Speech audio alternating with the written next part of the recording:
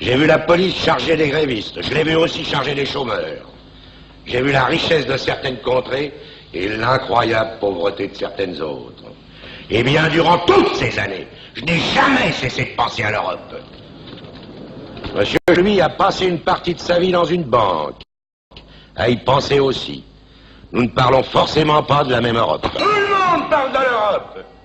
Mais c'est sur la manière de faire cette Europe que l'on ne s'entend plus. C'est sur les principes essentiels que l'on s'oppose. Et ce projet, je peux d'avance vous en dénoncer le principe.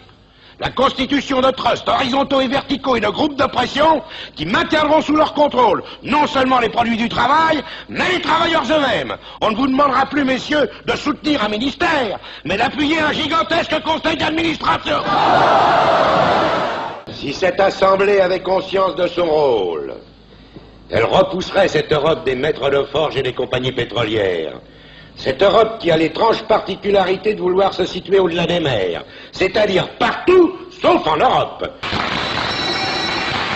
Il me paraît assez délicat. J'attendais cette protestation. Et je ne suis pas surpris qu'elle vienne de vous. Je vous reproche simplement de vous être fait élire sur une liste de gauche et de ne soutenir à l'Assemblée que des projets d'inspiration patronale. Il y a des patrons de gauche. Je tiens à vous l'apprendre. Il y a aussi des poissons volants, mais qui ne constituent pas la majorité du genre. La politique, messieurs, devrait être une vocation. Je suis sûr qu'elle l'est pour certains d'entre vous, mais pour le plus grand nombre, elle est un métier.